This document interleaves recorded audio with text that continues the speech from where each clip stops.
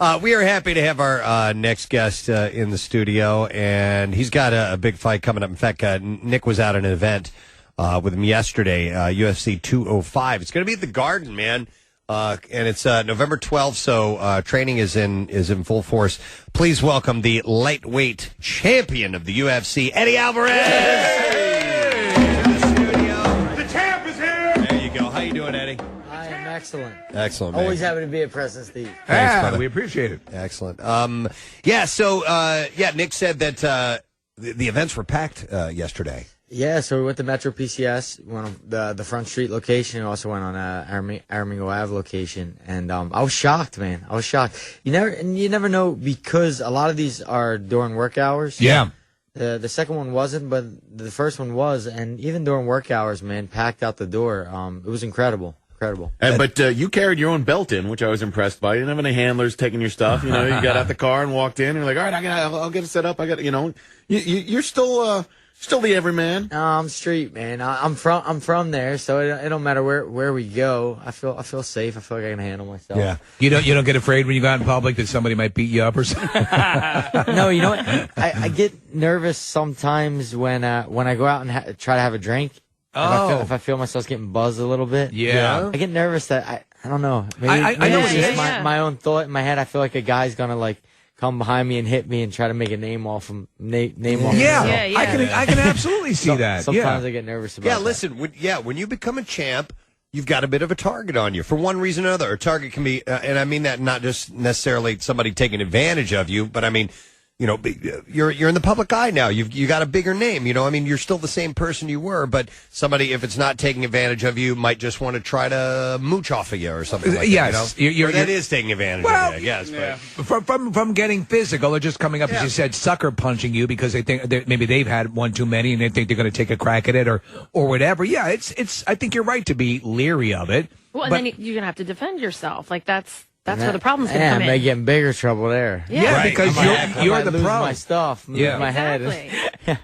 Well, yeah. All right. So, what are the rules with that? Because you're a trained combatant, and I'm like, are you have to be allowed to defend yourself? No, yeah, right? I'm like anyone. I'm allowed to defend myself. I'm a human being. I can defend myself against anyone. I think there's a certain point to where I'd be taking advantage of what I know. Yeah. I think most fighters who know what I know, the fight would end pretty quickly. Mm-hmm. Yeah. And I think we'd be able to say, okay, make the guy totally vulnerable, and then you'd have to leave. Right. You couldn't continue. Right. If you continued, I'd be in big trouble. So that's the crazy thing for me watching UFC is when a guy is clearly dazed and stunned, and I'm like, okay, fight's over. Like in boxing, you'd be like, okay, you go to your corner, mister, and let me count to 10 real quick. But no, in UFC, you guys are on top of it until somebody basically drags you off. Yeah, it's actually a good thing, because for a guy to get knocked out and then give him a chance to get knocked out again and give him a chance to get knocked out again, this is not good for the brain. UFC, you get hit once,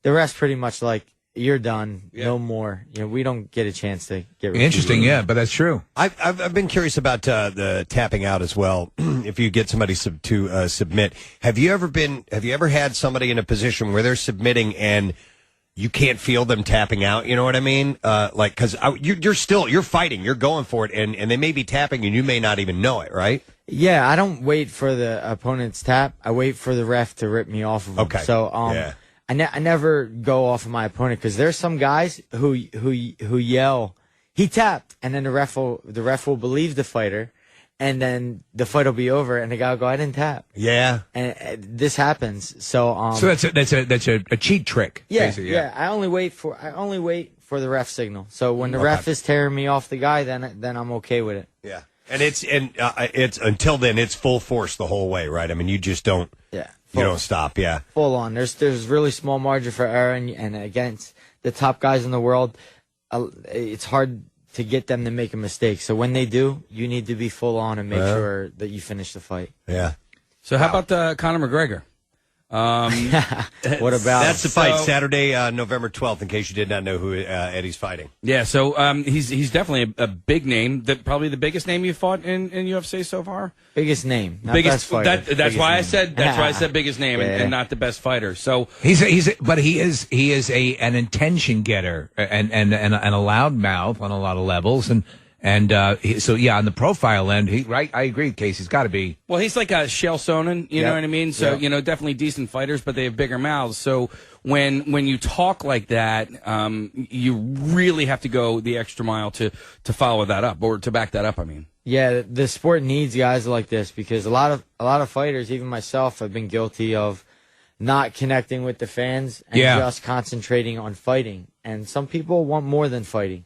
Some people want to see the person and the emotion of the person. And he's that. Yeah, and he is totally that. So the sport needs a guy like this, but the sport also needs balance. Yeah. No, absolutely. Because it needs humility, it needs balance, it needs a lot of things. So my intention on November 12th is to bring some humility to this guy. Wonderful quote. A wonderful quote from you regarding the stare down, which takes place at the press conferences. Said, "When I was on stage with him in New York, I never felt less threatened in my life against another man." He tried. You were smiling. I saw you were kind of wagging your head. I'm sure that didn't make him happy. Yeah, I mean, typically when you go up on stage, your heart rate goes up, and you feel, for some reason, man, it was just tough. I feel like a lot of his stuff is an act, so it's hard for me to take it serious. Well, he's always in front of the TMZ cameras. He's always preening and doing that stuff, and I see why you say that, because it does come across as a big act,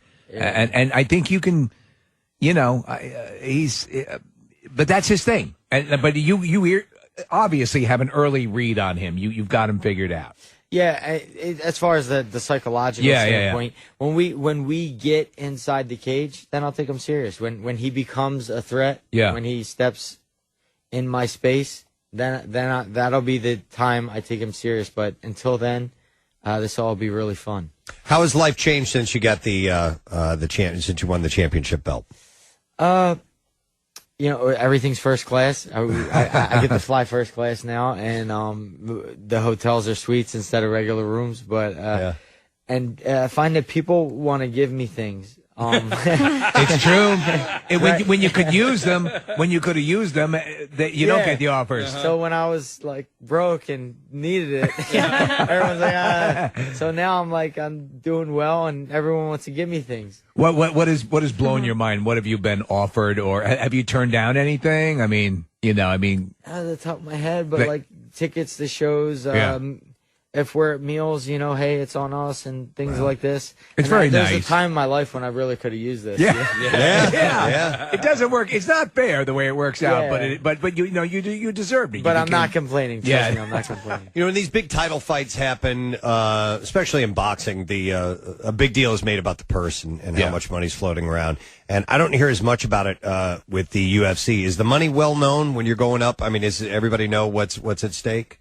Usually, fights like this, fighters get to share in a pay-per-view buy. If you're a champion, so you make your real money when you become champion, because you get to share in the pay-per-view buys. Other than that, you're just fighting for what you're contracted for. So we all get paid separately upon who we are and what our value. So prior to a championship, you're just a contract fighter, basically. Contract fighter. You agreed upon a certain price. And that's it. With the promotion, and you're going to get that price and maybe a bonus if you get a knockout. Are you obligated to put your title on the line? Is that part of a contract, or is it up to you? Well, when you become the champion, you pretty much have to defend your title every time you fight. I don't think there's anything as such a non-title fight. Okay, but I wasn't sure I guess you can retire when you want to. I mean, if you all of a sudden you win a title and you're like, all right, that's all I wanted to do, I'm out, Absolutely. Okay. I mean, I don't have to fight. Right. We're considered independent contractors, I believe. But for me, I'm enjoying myself, enjoying these fights. Do you have a plan of I'd like to offer up my title championship X amount of times and then maybe try a different weight class and see if I can grab another belt somewhere? Is that something that enters your mind at all? No, I tell people all the time. They even ask me, because I'm in my 30s, hey, when you want to hang it up, when you want to do this? This was never a plan in the first place. I never wanted to fist fight for a living. I never said, oh, this is what I'm going to do.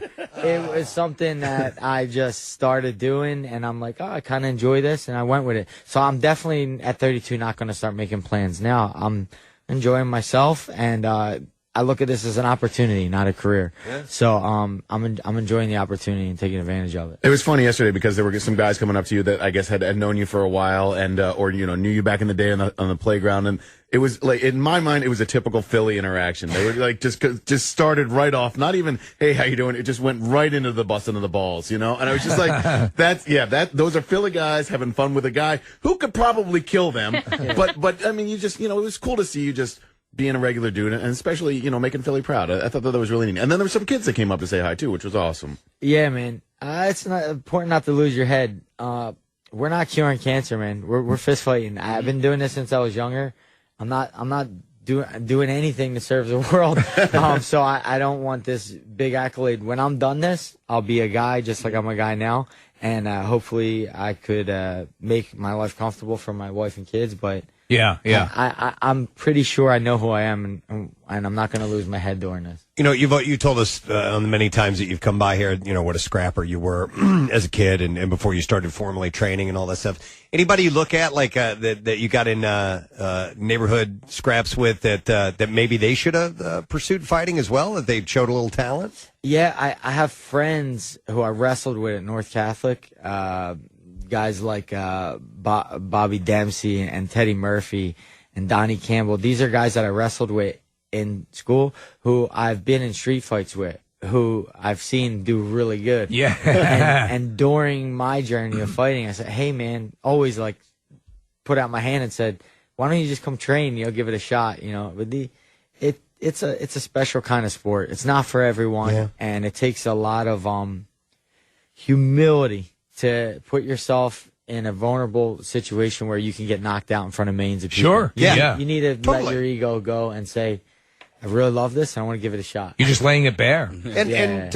Look, losing in front of a lot of people hurts the ego. And I could totally see that. I mean, in the little bit of martial arts training I did, I was like, man, I don't want to fight in front of a bunch of people and get my ass kicked by some guy. I look like a jerk, you know? But you get out there and you do it for a living. It's a lot to put out there, man. Yeah. A quick question. You say this is an opportunity, and obviously you're taking advantage of it. You're keeping your head on straight. What do you see long term?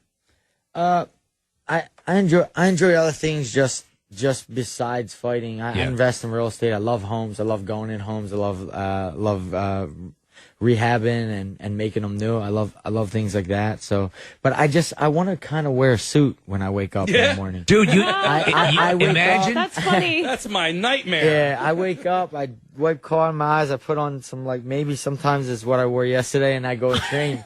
I just kind of want to wake up and look in the mirror and feel good. Yeah. Want to wear a suit, whatever it is. It's got to be a suit. Imagine him in a suit, real estate, right? Yeah. The picture. There we go. I'm the champ in the ring. I'll get you the knockout home. Oh, are you talking about using his slogans? Yeah. Why don't you just put a suit on and go to the gym in it and see how long that lasts? See how long you like it. They always say gentlemen, right? So dress in a full 3-piece suit when you fight. I can start a trend. Yeah, start training in a 3-piece. And maybe it'll catch on. Or just show up in it. You can get changed when you get there, but get dressed in the morning. Wear that to the gym. Eddie, tell us about your sparring partner that came in here with you. Oh, today. so Jonas came with me. He was the jungle fight champion, which is one of the largest organizations in Brazil. Okay. So my management seek Jonas out. He actually moves just like Conor McGregor. Really? And so once we seen him fight and seen what he's capable of, they right away knew who they wanted to get here, and they flew him in from Brazil, and he's been with me for about 4 days now, but he'll be with me to the end of the camp. And, how critically important is that to have someone who's so close to the person you're facing in the ring? It's priceless.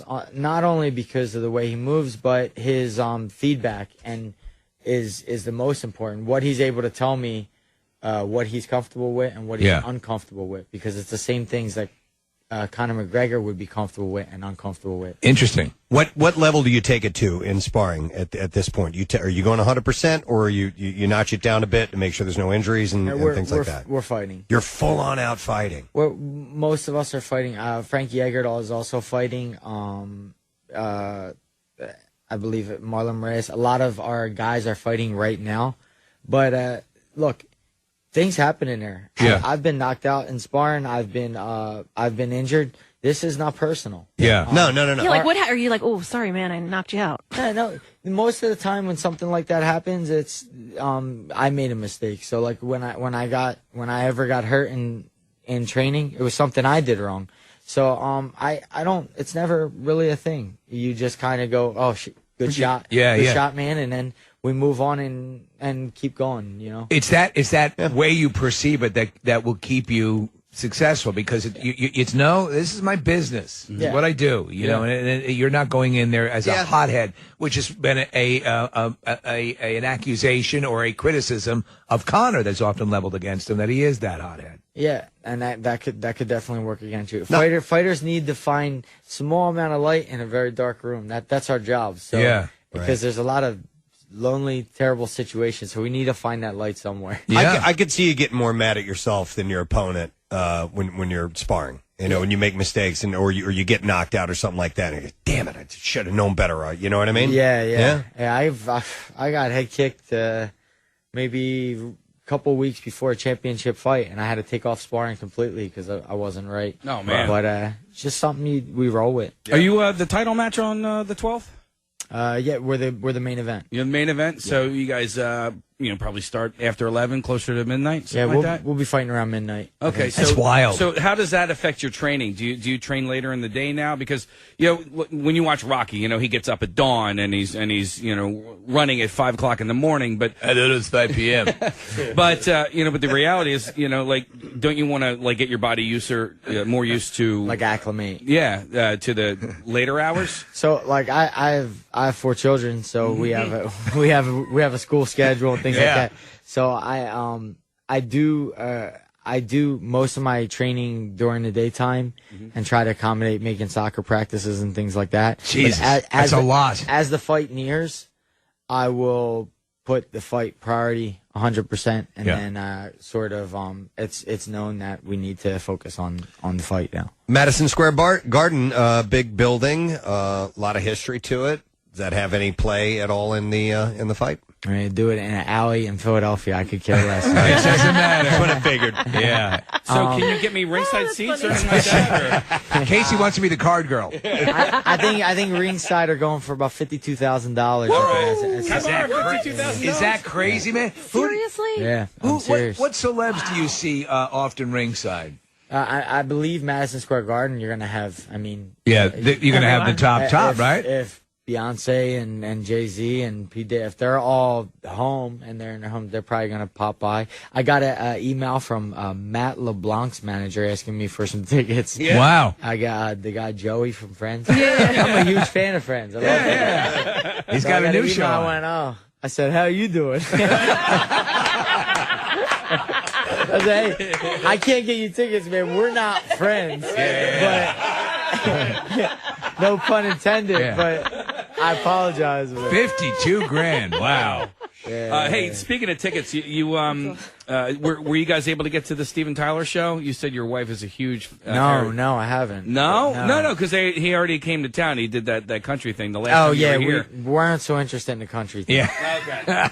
we're more Dream On and all right. Well, the real stuff. Yeah. You mentioned kids soccer. Is your son playing club soccer? Is he that good? Yeah. He's on the club team? Yeah, my boy plays for Copa and at the Philadelphia Park, and I often take him the Philadelphia Fury, and the Union. It's crazy because my son plays soccer, and his first game of the season we played against Penn Fusion, which is a club team, right?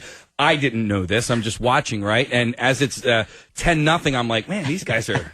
My son's team stinks, but it's not. It's you have to be of a special caliber to be able to play for these club teams. That's pretty cool. Yeah, they get selected. So when I was nervous because you don't never want your 11-year-old to deal with rejection. Yeah. Like at that age. Yeah. But there was a good possibility of it. But he made the team, and I was like, oh, dang, it was a weight off my shoulder. Is he going to get to watch the fights? You let the kids watch the fights? Yeah, I think he's going to come to New York. They all watch. If they don't come to the fight live, on my block, they do a blow up big screen and they all watch it. Yeah, sure. And then I have a big party down at Xfinity Live too. We're giving away tickets for that yesterday. It's yeah, going to be huge. Yeah.